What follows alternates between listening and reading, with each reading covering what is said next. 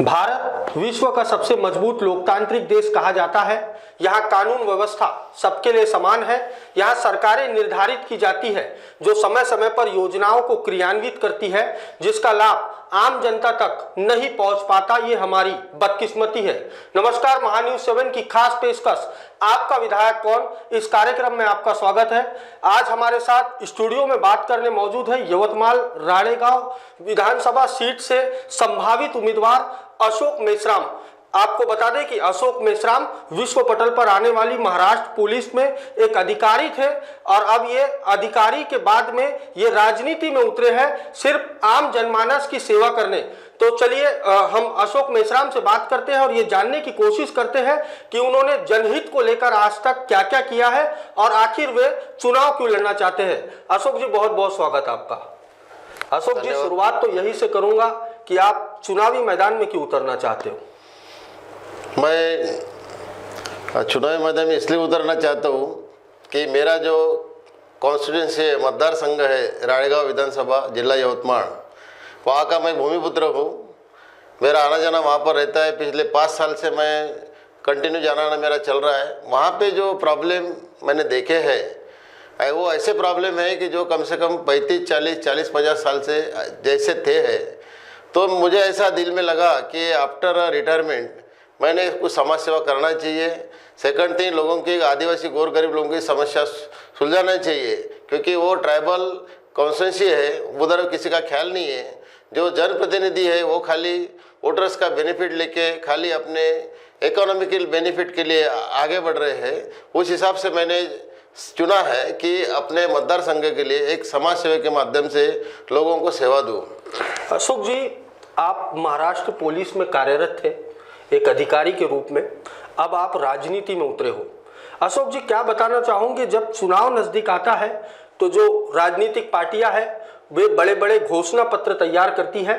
इन जो घोषणा पत्र है उसे कितना अमल में लाया जाता है। वो जो घोषणा पत्र डिक्लेयर करते हैं वो घोषणा पत्र खाली टेम्पररी लोगों का, यानी मतदारों का वोटिंग जीतने के लिए रहता है।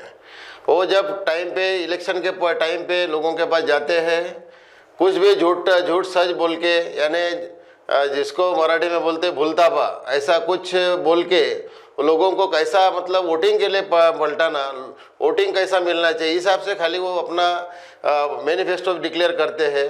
बाकी उसमें कोई दम रहता नहीं। उनकी जो समस्या है वो जैसी थे रहती है। एक बार वोटिंग उनको मिलने के बाद जब चुन के जाते हैं, बाद में 5 साल के बाद में ही अपने कॉन्स्टिट्यूंसी में दिखते हैं। ऐसा लोगों का आज भी कहना है। लोग उनको किसी तरह से हमारे राणेगांव कॉन्स्टिट्यूंसी में जो भी रिप्रेजेंटेटिव है, लोक प्रतिनिधि, उनको बिल्कुल पसंद नहीं कर रहे हैं। और आज के हिसाब से उन लोगों को नया चेहरा चाहिए, काम करने वाला कैंडिडेट चाहिए, 24 आवर्स कॉन्स्टिट्यूंसी में उपलब्ध रहने वाला कैंडिडेट चाहिए, उनके विकास काम के लिए झटने वाला कैंडिडेट चाहिए। और जो कैंडिडेट उनके लिए काम करेगा, उनको समस्याओं को सुलझाएगा, उसी कैंडिडेट को आज लोग पसंद कर रहे हैं। अशोक जी, जब लोकतंत्र की बुनियाद हिलने लगती है, जनता से किए वादे जब नेताजी भूलने लगते हैं, सरकारी महकमे में बैठे उच्च अधिकारी जब कामों से अपना जी चुराते हैं, तो कहीं ना कहीं आम जनमानस की जो समस्याएं होती है, जो मुद्दे होते हैं, उसे दरकिनार कर दिया जाता है। आप चुनावी मैदान में उतर रहे हो, किन मुद्दों को लेकर जनता के बीच जाओगे, क्या ऐसी समस्याएं हैं जो आप हल करना चाहते हो? ऐसा कौन सा विकास है जो वहां अधूरा है जिसे आप पूरा करना चाहते हो? मैंने राणेगांव कॉन्स्टिट्यूंसी में जाके 400 गांव का कम से कम, मतलब ये पूरा कंप्लीट कैंपेन मैंने इम्प्लीमेंट किया है। उसमें राणेगांव जो कॉन्स्टिट्यूंसी है वहाँ पर जो फार्मर्स है उनका मेन प्रोडक्ट है कॉटन, यानी कपास। वहाँ पर आज तक 30-40 साल में किसी प्रकार की कपास के लिए जो मशीनरीज लगती है, जैसा जिनिंग प्रेसिंग, शुद्धगिरनी, ये अभी तक नहीं है। जैसा सोयाबीन है, सोयाबीन के लिए फैक्ट्रीज नहीं है। जैसा फार्मर के प्रॉब्लम है, जैसे खेत में जाने के लिए रास्ते, वो रास्ते अभी तक 35-40-50 साल से पेंडिंग है। जहाँ तक कि ये जो प्रॉब्लम है ये बिल्कुल माइनर प्रॉब्लम है, फिर भी यहाँ के जो चुन के दिए वाले लोक प्रतिनिधि है ये बिल्कुल इसके तरफ ख्याल नहीं देते। तो क्या आपका ये कहना है कि जो राणेगांव मतदार संघ से आप जो आपकी दावेदारी पेश कर रहे हो, यहाँ पर विकास कुछ भी नहीं हुआ है, यहाँ से विकास कोसों दूर है? 100% मैं बताऊंगा। 40 साल से जो अपने फंडामेंटल्स क्वेश्चंस है, जैसा रास्ता, बीज, पानी, आरोग्य और शिक्षण, ये हर गोर गरीब आदिवासी को चाहिए। जैसा अन्न वस्त्र निवारा बोलते हैं अपन जी। ये सब चीजें 40 साल से पेंडिंग है, इनके ऊपर इनका बिल्कुल ख्याल नहीं है और ये मतदार संघ के लिए काम करना भी नहीं चाहते हैं। ये खाली मतदार संघ का वोटिंग लेके उस बेनिफिट पे अपना खुद का इकोनॉमिकल बेनिफिट देखते हैं। आज तक ऐसा ही हुआ है, इसलिए लोगों उनके ऊपर पूरे डिसअपॉइंट है और लोग उनको अभी चाहते नहीं है। जनता पूरी जागरूक हुई है, जनता चाहती है ये हमको जो ओल्ड चेहरे अभी पूरे है ये हमको नहीं चाहिए, नया चेहरा चाहिए, काम करने वाला चेहरा चाहिए और अच्छा उम्मीदवार चाहिए जो हम उनके लिए, उनके प्रॉब्लम के लिए 24 आवर्स उपलब्ध रहे। अशोक जी, मौजूदा महायुति सरकार ने एक लोक लुभावना जो बजट पेश किया है, जिसमें जैसा आज आपने जिस तरीके से अभी किसानों की बात की, तो किसानों के लिए भी उसमें बहुत कुछ सौगातें दी गई है। साथ ही लाडली बहना योजना इसकी शुरुआत की गई है। इसका दूसरा टप्पा भी जो लोगों के खाते में, जो महिलाएं हैं उनके खातों में निरंतर पैसा पहुंच रहा है। इसका कितना असर आने वाले विधानसभा चुनाव पर पड़ेगा, आपको क्या लगता है? आपने कांग्रेस को क्यों चुना? ये सब इलेक्शन यानी वोटिंग पॉइंट ऑफ व्यू इनकी स्कीम्स अभी आ रही है जी। लोकसभा का जो रिजल्ट हुआ है उसमें महायुति को अपन ये तो बोल नहीं सकते, फिर भी मेरा एक जजमेंट है और कंक्लूजन है कि पिछले लोकसभा में जो इनको अपयश मिला, तो उस हिसाब से अभी जो प्लानिंग्स आ रहे हैं ये सब वोटिंग पॉइंट ऑफ व्यू आ रहे हैं जी। ताकि इनको वोटिंग अच्छा मिले और ये चुन के आ सके। बाद में ये जो जितने भी प्लानिंग्स है, योजना है, ये कंटिन्यू रहेंगी इसकी कोई गारंटी है नहीं जी। और ये सब अभी भी ये सब डिसेप्शन चल रही है, फसवनुक चल रही है मतदार लोगों की और सबका इंटेंशन एक ही है कि अपन ने चुनाव कैसा जीतना है, कुर्सी हासिल कैसी करनी है जी। एक ही मोटिव उनका है और उसी हिसाब से ये सब जो प्लानिंग ला रहे हैं उसका एक उद्देश्य है कि वो इलेक्शन में जीत के अपनी सरकार कैसे बने। कांग्रेस चुनने का आखिर कारण क्या है? कांग्रेस चुनने का कारण ऐसा है कि कांग्रेस गोर गरीब, आदिवासी, पिछड़े जनजाति या सबके लिए समान रखती है।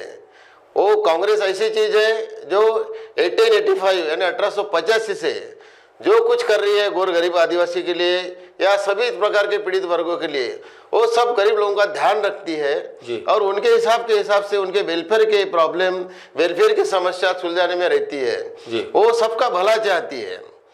तो ये इसमें नहीं है, ये भांडवलशाही इसमें ज़्यादा है और भांडवलशाही की सरकार को कोई पसंद करेगा नहीं। उनके जो इंटेंशन है, उनके इंटेंशन साफ है, उनको खाली चेयर मेंटेन करना है और चेयर मेंटेन के हिसाब से वो राजनीति करते हैं। अशोक जी, हम देखते हैं कि जब चुनाव नजदीक आते हैं तो नेताजी घर घर तक हमें दिखाई देते हैं, लेकिन जब चुनाव संपन्न हो जाते हैं हमारे देश में तो कहीं ना कहीं आम जनमानस को नेताओं के पीछे घूमना पड़ता है। तो आखिर आपका मकसद क्या है इस चुनाव में? क्या आप साबित करना चाहते हो लड़कर? नहीं, मैं तो एकदम तन मन धन से पूरा मेरा जो राणेगांव विधानसभा कॉन्स्टिट्यूंसी है वहाँ पर पूरी ताकत लगा के मैं लोगों की जनसेवा करूँगा, समाज सेवा करूँगा। वहाँ के जो ज्वलंत प्रश्न है, बेरोजगारी के लिए कुछ भी नहीं है, ना इंडस्ट्री है, ना MIDC है, ना स्पोर्ट हब है, किसी प्रकार का कोई वहाँ पे डेवलपमेंट नहीं है। मैं सिर्फ वहाँ का कैसा डेवलपमेंट होगा, लोगों के क्वेश्चन कैसे सॉल्व कर किए जाएंगे और अपना जो कॉन्स्टिट्यूंसी है वो OBC ओपन के लेवल में कैसा आएगा। आज वहाँ पर ये जो चुन के गए वाले जो लोक प्रतिनिधि है उन वहाँ पर आज इतना भी डेवलपमेंट नहीं है कि लोग अच्छे से पानी पी सके। आज मैंने सुना है, मतलब 2 महीना पहले एक वहाँ के सिटिंग आमदार को वहाँ के लोगों ने यानी जो मतलब पीने लायक पानी नहीं वो पानी पिलाया, आज उसको पानी पीना पड़ा। ऐसी अवस्था क्यों आई सिटिंग आमदार के ऊपर? वो बीजेपी के आमदार है, ऐसा कुछ नहीं है। तो उनको एक समझना चाहिए कि ये आदिवासी ट्राइबल मतदार संघ है। अपने विकास आमदार निधि के लिए बहुत सारे पैसे आते हैं, विकास निधि के लिए बहुत सारे पैसे आते हैं, आदिवासी मतदार संघ रहने के बाद में भी बहुत सारे पैसा गवर्नमेंट देती है। फिर इसका यूटिलाइजेशन ये अपने मतदार संघ के लिए क्यों नहीं करते? ये सर पूरा जो ये मनी है ये अपने खुद के स्वार्थ के लिए, अपने स्वार्थ के लिए, अपने पीढ़ी के लिए जमा करके वो अपने लिए खुद के लिए कोई स्कूल कॉलेज ओपन कर रहे हैं, कोई हॉस्पिटल ओपन कर रहे हैं, तो ये सब अच्छा नहीं है। उन्होंने कम से कम अपने जो मतदाता उनको चुन के देता है उसकी कुछ आशा अपेक्षा रहती है, तो उसके हिसाब से काम करना चाहिए, अपने मतदार संघ के लिए काम करना चाहिए, वो करते नहीं है। जी अशोक जी, जल है तो कल है, जल के बिना सुनहरे कल की कल्पना नहीं की जा सकती। आपने जिस तरीके से कहा कि जो राणेगांव मतदार संघ है वो कहीं ना कहीं वहाँ के जो नागरिक है वो बुनियादी सुविधाओं से वंचित है, आप कौन सी ऐसी सुविधा है जो जीत के आने के बाद में नागरिकों तक पहुँचाओगे? मैं तो ये जो अभी फंडामेंटल नीड्स मैंने बताया, जैसा रोड्स है यानी रास्ते हैं, इलेक्ट्रिसिटी है जो दिन में भी नहीं रहती रात में भी नहीं रहती, यानी पानी है, पीने का पानी बोलो या खेती का पानी, वो एजुकेशन के फैसिलिटीज़ है, उसके बाद में हॉस्पिटल्स है, ये नीड्स मैं पहले कंप्लीट करूँगा। इसके बाद में अपने जो स्टूडेंट्स है, यंग सुशिक्षित बेरोजगार युवक युवती है, उनके लिए अपने गवर्नमेंट कॉलेजेस कैसे आएंगे, स्पोर्टिंग हब कैसे बनेंगे, इस हिसाब से काम करूँगा। और फार्मर्स के जो मेन प्रॉब्लम है और वहाँ पर MIDC की और सूद गिरने की बहुत सख्त जरूरत है, उद्योग धंधे की सख्त जरूरत है, क्योंकि बेरोजगारों को नौकरी नहीं मिलने से सब वो व्यसनाधीन हो गए हैं। ये सब मेरे को पहले क्लियर करना है, ये मेरा पहला इंटेंशन रहेगा। अब आप चुनावी मैदान में उतर रहे हो, इसके लिए आप जनता जनार्दन का आशीर्वाद लेने घरों घरों तक पहुंच रहे हो, कैसा रिस्पांस मिल रहा है? मेरे लिए लोगों का बहुत अच्छा रिस्पांस है, लोग खुद होके मेरे को चाहते हैं। लोगों ने मेरे को बोला है कि आप इलेक्शन में खड़े रहो, लोगों ने मेरे को बोला है कि आप इलेक्शन में जीत जाएंगे, हमको आपके सरीका कैंडिडेट चाहिए, और लोग मेरे को 100% जीत के देंगे, ये मेरे को कंप्लीट कॉन्फिडेंस है। अशोक जी, बात करने बहुत बहुत धन्यवाद। Thank you. 21वीं सदी का भारत, जिसकी परिकल्पना देश के प्रधानमंत्री नरेंद्र मोदी भी करते हैं, जो देश को नित नई ऊंचाइयों में ले जाने हमेशा प्रयासरत रहते हैं। लेकिन यदि बात करें यवतमाल जिले के अंतर्गत आने वाले राणेगांव विधानसभा क्षेत्र की, यहाँ की जनता ये कह सकते हैं कि कहीं ना कहीं आज तक बुनियादी सुविधाओं से भी वंचित है। तो आपका विधायक कौन, इस कार्यक्रम में मुझे यानी पारस बैसवारे को दीजिए इजाजत। नमस्कार।